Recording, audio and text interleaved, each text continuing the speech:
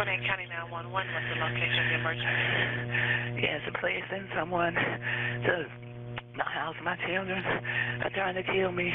On the morning of September 5th, 2015 in Gwinnett County, Georgia, a confused and desperate mother calls 911. She begs the dispatcher to quickly send the police to her home to save her from her own children. They've attacked me and my husband. They drugged us with Xanax. They've attacked us, and they're trying to kill us.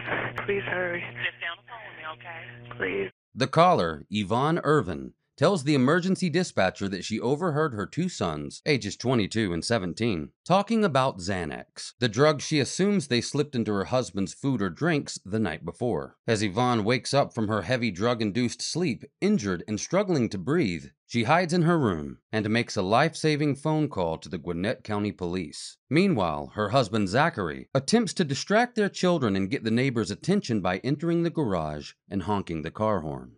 They're trying to attack my husband. I don't know. Do you hear what's going on? They have a shotgun. We have a shotgun and a pistol in the house, and I can't find my pistol, so I'm assuming they've taken it, and they have his shotgun. Yvonne tells the dispatcher that the boys are armed. They've already beaten both of their parents and stabbed their father multiple times. As the dispatcher asks Yvonne questions in an attempt to keep her calm, the worried mother continues to beg for rapid assistance. So I don't know if they're going to plan on shooting him or not, but please hurry. Please. They strangled me and beat me. It's a situation which no parent likely ever imagines they'll be in. Injured, drugged, and unsure why their own children have executed such a brutal attack against them. So I don't know what's going on. Say it again, ma'am. I can't hardly hear you. I said I don't know why they've done this. I really don't. I guess they assume they want the insurance money. I'm not sure. Then suddenly, the call takes a turn. I just heard them say, "Where did Mom go?" They headed upstairs now. 1 second passes, then the sound of a struggle.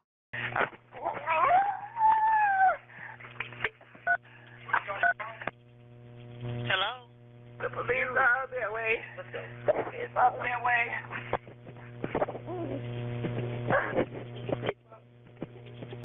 Hello? Hello, Yvonne? Hello? Hello, Miss Yvonne? Hello? The call ends after nearly 30 seconds of silence from Yvonne's end. Luckily, police are already on their way to the Ervin family's upscale neighborhood. When officers arrive on the scene, however, the home smells like gas. There are burn marks on the carpet, damage to the family's car, and blood in the garage. The father, Zachary, is found severely injured and fighting for his life, while Yvonne Ervin has collapsed on the side of her bed. Police find the two brothers still at the scene. One is in the garage, and the other is lying on the floor upstairs in the bathroom. Their names are Chris and Cameron Ervin. Their name are what? Chris and Cameron Ervin. Once in custody, detectives separate the brothers, and their demeanors are entirely different. The oldest, Chris, appears stressed, but not distraught. He keeps his head down as he waits for the detectives to enter the gray, windowless room. Cameron, only 17 years old, is inconsolable.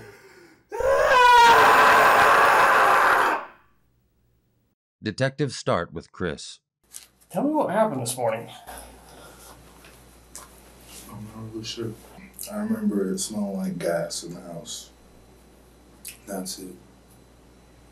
I woke up, it smelled like gasoline. What'd you do after you smelled that? You know what happened after that? What happened to your face right there? I got hit with a gun. Well, who did that? I have no idea. Chris doesn't seem to be open to talking just yet, so investigators try a different approach. They begin to go backward in time, creating some distance between Chris and the event that landed him in the interrogation room. Detectives ask Chris questions about high school, playing football at the University of Charleston, and the colleges he's attended. He also describes his time in the Army. For now, Chris seems like a normal 22-year-old young man. In another room, Chris's younger brother Cameron is struggling to keep it together. For several minutes, Cameron can be seen rocking back and forth, trying to soothe his high emotions. At one point, he literally collapses on the ground. Soon, police enter and ask Cameron to get up. While Chris is speaking freely and looking more relaxed, Cameron is in turmoil. The sight of his father's blood on his hands and his memories of the attack he committed that morning are too much for him to bear.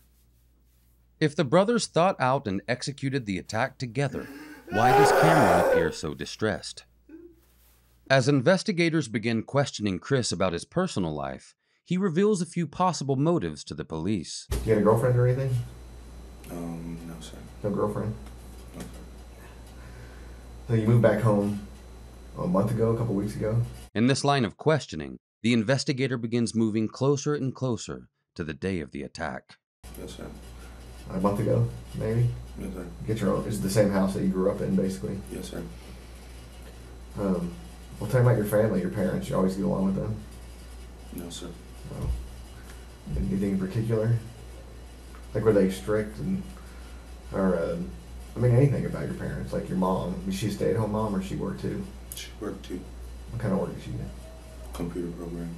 35 minutes into the interrogation, Chris mentions his younger brother Cameron for the first time. When you were growing up, did you ever get in trouble or anything with them? Like running away or anything? No, my brother ran away though. Your brother did? Were they abusive or anything towards you guys? I mean, any kind of way when you were younger? Chris hesitates before answering. I was the one that was like always just, I guess, kind of took everything. Chris describes his younger brother as the more sensitive, vulnerable sibling. He, on the other hand, is, I would say, a little bit more fragile. And I don't know, one time him and my dad got into an argument. My dad slapped him right in the face.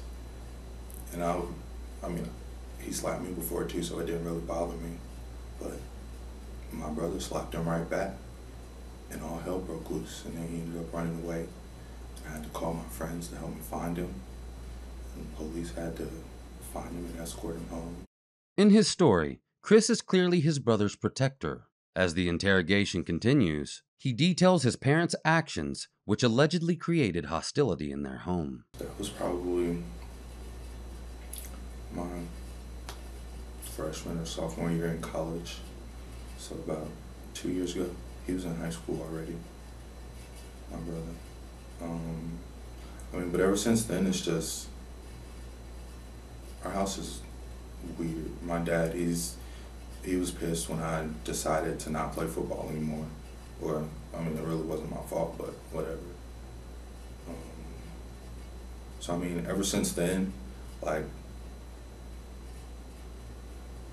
I don't know, communication is just weird. Well, that's what I want to get to. I know it's never what it looks like. It never is. Just because of what happened. Unfortunately, in our line of work, you get so cynical to where it's helpful because you know not to believe the first thing that you hear and to look further. And that's what we want to do. And I can tell that there's more going on here than what it appears. But we don't have any way to know other than if you tell us. And if we have the whole picture, it makes everything more understandable to everyone. Because everyone's going to draw conclusions right away just from what they see. And that's wrong, but that's what people do. We're not going to, because like I said, unfortunately, we see it so often, we know that the first thing we see is not it. Clearly, we can hear your brother. He's very upset. And I hope to God when we go in to talk there that he will tell us the full story. And that's what I want. That's what we want. We don't want to have anything happen that doesn't need to. And we're going to do a full investigation. We're going to check everything. We're going to check like cell phones, and we're going to check records and everything. But if you can give us some guidance from the beginning of exactly what happened, the courts, the district attorney, everybody takes that fully into consideration, because it can't be what it just looks like, because that doesn't make any sense. If you would just help us understand the whole picture, that's all we want. Have you ever, I think, collectively,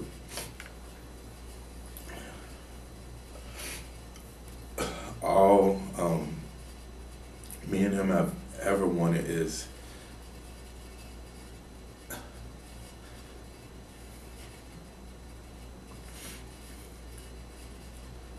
just like their approval.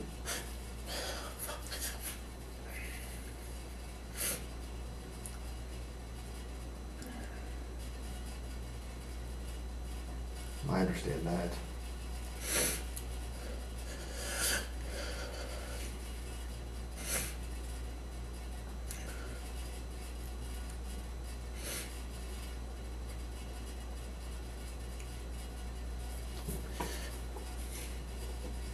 Until I went to college,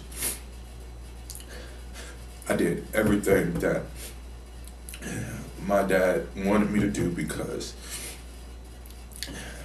we didn't have a relationship. We did it outside of football. That was it. I mean, when I got to college, I realized, I don't even like football like that. I don't want to be at a school. I'm just here because my dad wanted me to play football. I decided that, okay, I don't want to be in Charleston anymore. It's 7, and I don't know if you're thinking about Charleston, South Carolina, because a lot of people get that misconstrued, but it's Charleston, West Virginia, which is like 8 hours away. Yeah, I thought South Carolina. It's like 8 hours away. I was going to school, working, playing football, and I was just stressed. So I was like, I can't do that. Were you paying for college too? Yes, sir. I would have panic attacks. It would be days where I couldn't sleep because you're up 3 days in a row trying to get all your work done.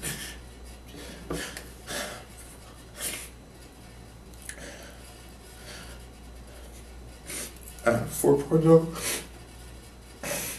You have 4.0? What was your major? Political science. Yeah. It's not an easy course. That's a lot. And the reason why I left and went to Valdosta was because they were going to offer me more scholarship money to where I wouldn't have to work. My dad didn't want me to leave Charleston. But I was like, I can't do this anymore. I can't. And then when the scholarship with Valdosta fell through, I had hope. So like school was still paid for, but I mean I wasn't playing football anymore. And like I said, that was really kind of the only thing we connected on. He literally, the whole summer I came home from Charleston before I went down to Valdosta, he did not talk to me. Every time he looked at me, it was like, get out of my face, like, why are you here?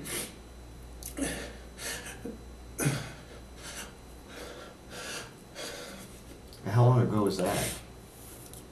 That's 2 years ago. 3, 4, that was my freshman year. I don't know how long ago my freshman year was. 3, 4 years ago. Has it been that cold since then? Yeah. So I ended up, like I said, I was at Valdosta. The relationship, it really did improve. Were you playing football at Valdosta? Without the scholarship? Just going to school. Yeah. Just had an academic scholarship. And that probably made him, was he pissed off about that? Yeah, they were pissed. They were pissed, but I mean, they offered to pay for school or for whatever part that Hope didn't cover. Yeah. And I worked and, paid for everything else. And then I transferred to Georgia State just because as a political science major, it's more opportunity in Atlanta for future law students than at Valdosta. There's no... Oh, yeah.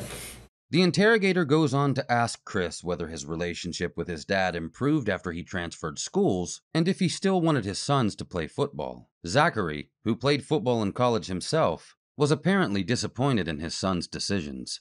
Like, he was upset with my brother. My brother was in the band. He really didn't like that. He was like, you know, he'd make fun of him, didn't want to go to his performances, type things like that. You know, You would make fun of him too? Yeah. So, come back home, Georgia State is a little bit more expensive. My parents,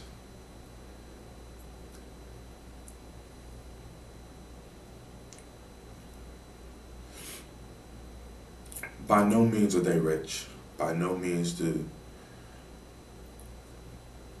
they have, you know, all of the, in college you meet a lot of people with a lot more than you. Yeah. And that's okay with me. I have friends with trust funds and, like, you know, their parents have secretaries and they drive brand new Maseratis and stuff like that. And that's cool. But my parents don't have that. They do have, but they've showed me how to do a budget. They've showed me how to work with their budget, you know? Mm-hmm. And when I first went to Georgia State, they told me, we will pay X amount of money for your school. You have to figure the rest out. That's fine. That's what I did. Then it cut back to, last year I think they gave me $500 for school. Georgia State's like $11,000 a year. So I had to take out a bigger loan. And then they claimed me on the taxes like they paid for it. They claimed the whole amount, which blows me. I had a car, but they told me that if, like, when he graduated, I was going to have to take on my car payments. Mm-hmm. Well, car payments on a brand new 2014 car, I can't make that and pay for school and pay for insurance and pay for my phone bill and pay for... So far, Chris has told investigators 3 factors that could have played into the motive for the attack. First, Chris may have felt that his brother needed his protection. Second, Chris felt he wasn't enough for his parents. In seeking their approval, he reveals that he often found himself on the receiving end of his father's disappointment. Third, Chris was under an enormous amount of stress. Between work, school, and football, he simply couldn't keep up. Chris then reveals to investigators that the main cause for his stress at school was money. I can't make that and pay for school and pay for insurance and pay for my phone bill. Chris's frustration over money aligns with the motive that Yvonne suggested in her 911 call. So I don't know what's going on. Say it again, ma'am. I can't hardly hear you. I said I don't know why they've done this. I really don't. I guess they assume they want the insurance money. I'm not sure. Did the brothers want to kill their parents for insurance money? If so, detectives need to know if Cameron was under the same financial stressors as his older brother, or if it was solely Chris's financial needs that allegedly motivated the attack. And while I've been gone, I was talking to my brother. He said, you know, their relationship has gotten progressively worse since I've been gone. And it's like times where we all live in the same house, but we won't see each other or talk to each other for days at a time. Like, if they go out of town, my mom texted my brother that she was leaving to go out of town. Like, I mean, well, that's cool, but if we all live together in the same house, and she a text message, we're going out of town. That's pretty cool. And he's 17. Well, I mean, he's graduated from high school, but 17. Man, you're still a kid, and your mom texts you that she's leaving. I mean, I don't know. Is he a senior? He just graduated. Oh, he was supposed to be going to the Navy in January. In just a few months, Cameron would be following in his older brother's footsteps by leaving home to join the military. However, Cameron doesn't express the same financial concerns as his brother. The 17-year-old tells his story from a more emotional place. Do you feel like talking to us? As your brother was very honest with us, and we know a lot has gone on. And we talked to him about your parents and forgiveness and how things have been at your home. And we wanted to give you an opportunity to just tell us whatever you want to tell us. And just so you know, when you came here, your parents were okay. I mean, your father was going to be in the hospital for a while. But when we came in here, he was doing okay. I mean, I'm sure he could be better, but that's what your brother went a long way to explaining. He wants to see you again. And we're going to let you see each other. That should make you feel, does that make you feel a little bit better? I think it does. He told us about growing up at your house from his perspective.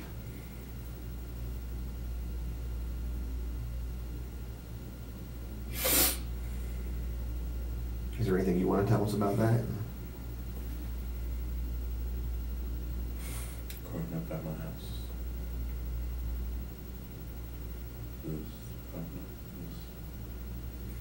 Sometimes it was easy, sometimes it was very hard. Why is that? I mean, I know I get out of control sometimes, and I have to. He told us he felt like your dad never treated you very well because you didn't play football. Did you feel like that? I played football when I was younger. When I quit, he acted like he didn't want me to be the son anymore. And then finally, my freshman year, I got back on the team. I hated it so much, but it made him happy. But I love music, and when I got back in band, I wouldn't even come to the game sometimes. He told us one thing. He said that once your family was going out, your parents were going out of town, and they sent you a text to tell you. Yeah. How'd that make you feel? I knew how it made me feel when I heard it. Is that kind of symbolic of the way things were? Yeah. Have you ever heard the song Super Rich Kids by Frank Ocean? I haven't. No. Super rich kids. Too many bottles of wine they can't pronounce. Too many white lies and white lines. Super rich kids with nothing but fake friends. Super rich kids. That's what my life was. I saw my parents 3 times a week if I was lucky. They're always gone. When I do see them, sometimes they're excited to see me, but sometimes they're just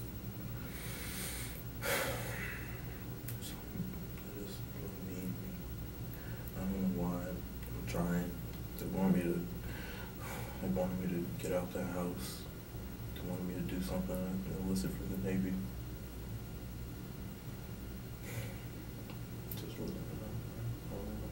Just wasn't supposed to happen. He told us that y'all turned the gas on last night, and it just didn't work. He told you we did it. No, he just kind of said the gas. He was kind of vague, but that the gas was turned on and put candles out. By placing emphasis on the word we, Cameron implies one brother may have played a smaller role in the crime than the other. Unbeknownst to Cameron, Chris has already told the detectives they committed the crimes together. We are going to let you see your brother today. Can you tell us what happened? Honestly, we just wanted to blow the house up. To start over the house, we're missing so many bad things. Mm-hmm. Blow the house up and start over. But it didn't work. We waited all night and it didn't work. And then we were like, well, the whole house smells like gasoline.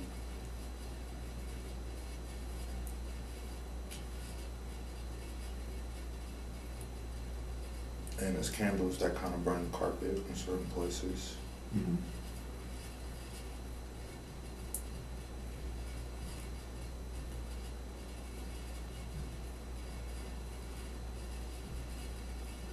How are we going to explain this? And then it was like,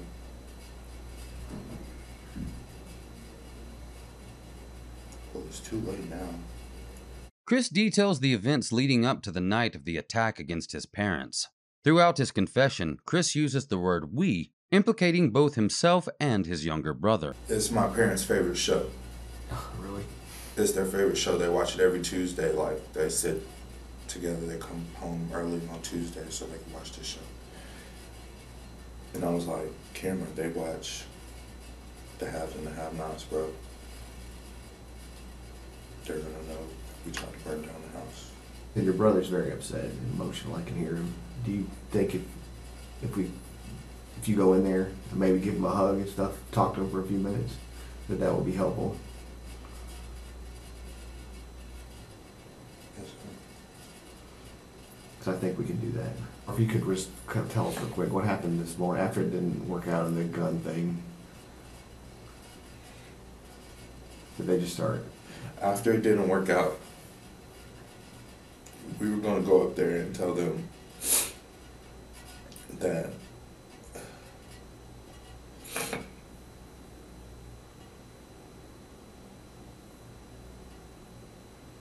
somebody broke into the house and we needed to get out. But then that didn't seem like a very believable idea. So we were like, we kind of already started this. We gotta finish it. We thought asphyxiation would work. And it didn't. And then we kind of started fighting.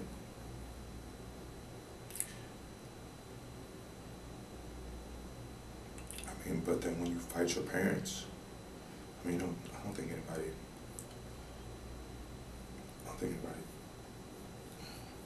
Imagines that. Thank you for telling us what happened. I know it seems really bad right now.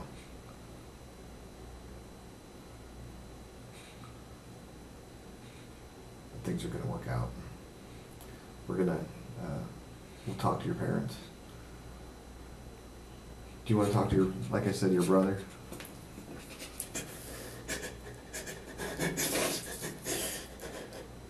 Before the detectives allow the brothers to reunite, they want to hear Cameron's side of the story. Soon, they find that Cameron shows a strong allegiance to his older brother, but the story he paints is dramatically different. Last night, me and my parents got into it, and me and my dad, both got these horrible tempers, and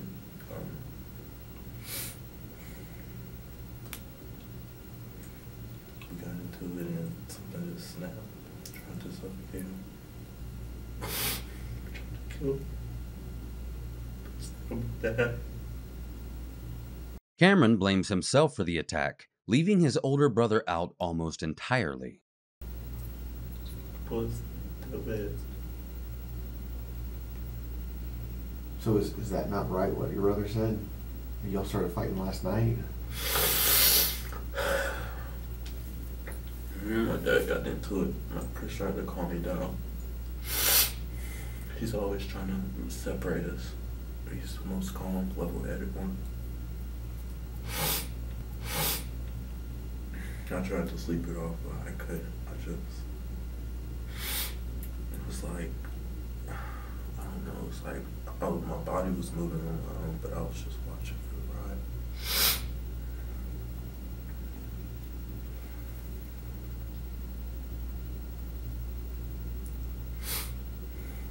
I grabbed the gun. He tried to take it from me, hit him in the eye. Your brother or your dad? My brother. So what was with the gas and the candles? I figured if I was gonna kill him,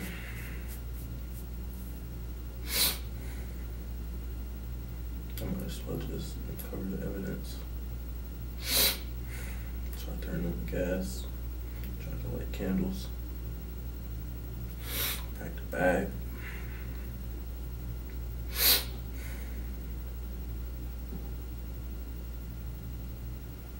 Back inside. Where's mom? Where's mom? Looking around. Dad's still on the floor. She's upstairs on the phone. I fucking tackled her. I could have him on the phone.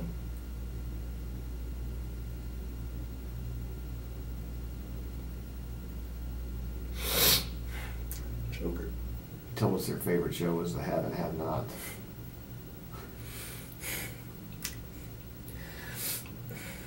The Have and Have Not, so I couldn't stand it. They always say, hey, come watch it with us, come watch it with us. Did your brother do any of this? Or is he trying to protect you? He's always trying to protect me. Everything that happened to him is because of me. When he got in trouble with my parents, he's covering up for me. Every time something happens, he covers up for me. I can't let him cover up for me this time.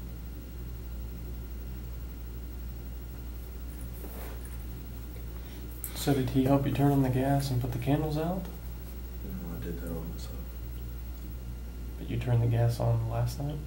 Gas on this morning. This morning too? This morning. Because the way he was telling it seemed like he was involved with the thing. But if you could give us a timeline of how it went, if he's just trying to protect you. About, let's see, got into it last night. Me and my dad, before they went to sleep, they got home from a football game. It was about 11 or 12. Chris calms me down. I go upstairs. He goes downstairs. Everybody goes to sleep, but I couldn't sleep. Something just snapped. I take my pillow. I go to my parents' room. About 4 in the morning. Trying to smother my dad. I smother my dad. My mom wakes up, tries to pull me off of him. It hurt. My dad tries to get back on me, but I know where he keeps the shotgun, so I go for it. At no time during Cameron's confession does he mention the money woes his older brother described to investigators. He doesn't present a true motive for his actions, despite taking full blame for the attack. Cameron makes it clear to investigators that he's willing to take the fall for his older brother. Grabbed the next one, I just stabbed him, kept stabbing him, kept stabbing him, kept stabbing him, kept stabbing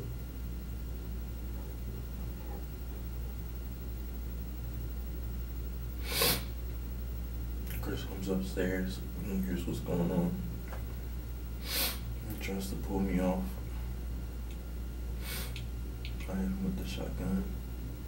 He goes down.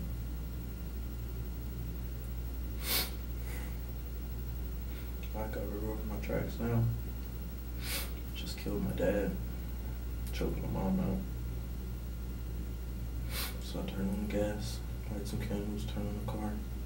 Now, the younger brother who Chris described as fragile is depicting himself as a violent, malicious mastermind. Detectives continue to question Cameron about his actions and motives, all while wondering which brother is actually telling the truth.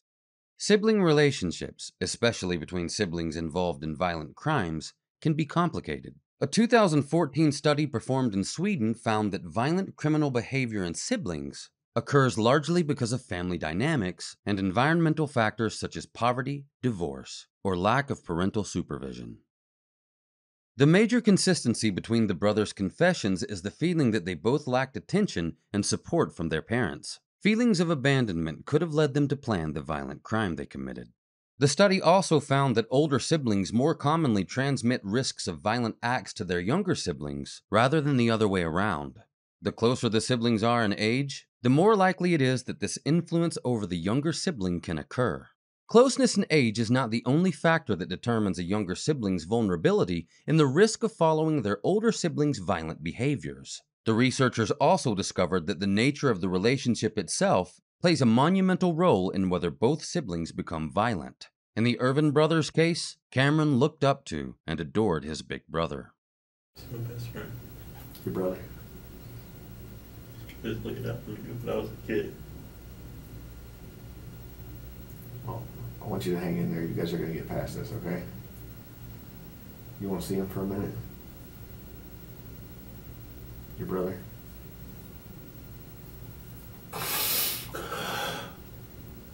Finally, the detectives allow the brothers to see each other.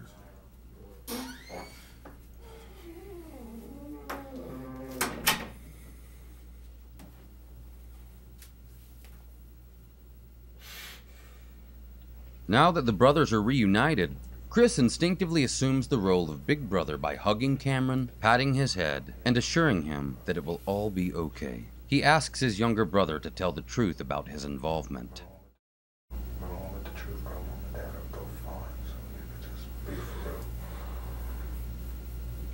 They're real helpless if we cooperate. This was a bad idea. But it's okay.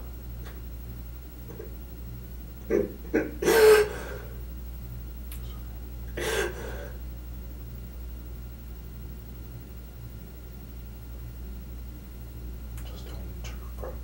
That's it. You made a bad decision. That's alright though. I love you, man.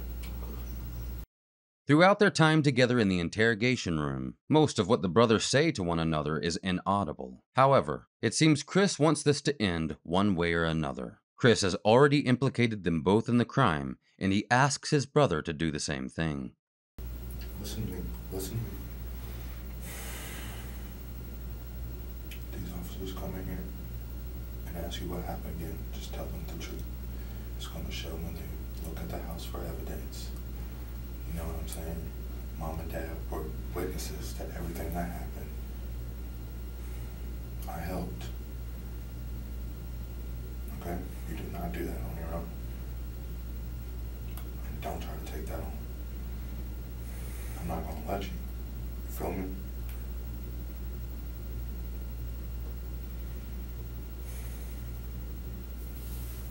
So, like I said, just keep it 100 when they come in and ask you. They're probably gonna testify against us, but at least it's not gonna be murder.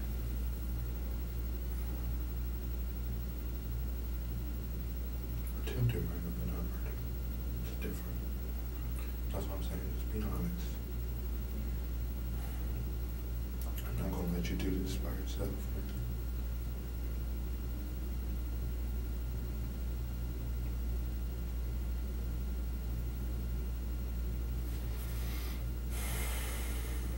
You feel me?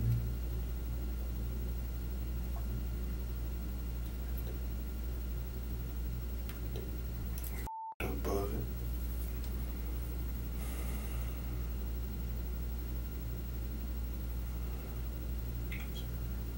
Put it together. Yeah, that close yet.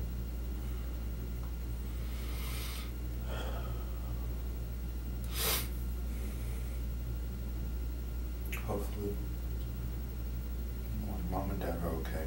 The boys spend over 30 minutes together in the interrogation room. The entire time, Cameron barely speaks. When he does, it's usually away from the camera and in a very hushed tone. Chris, on the other hand, speaks more freely. We're f***ers for that. They're gonna hate us forever and ever. The brothers spend a few minutes discussing who they might call and what might happen to them. I don't even know who I will call. I just tried to kill my parents. Nobody's gonna be like, everybody's gonna be like, what the f***, bro? F*** my lives. Why didn't we think about this? But they said they were okay. So I guess that makes it better. They spend a couple minutes talking about the plans they had for the future, but most of the time, they just talk like normal brothers. Damn, I want a smoothie so bad right now. I need you. Or they sit in silence. Alright, Chris. Eventually, officers come back into the room and escort Chris out, leaving his younger brother alone again in the interrogation room. Both brothers are handcuffed before leaving together. In the end, one singular motive for the crime was never determined. Although during interrogations neither brother admitted to using Xanax to drug their parents, at their trial, the boys claimed they suffered from a prescription pill addiction in the years leading up to the morning of September 5th.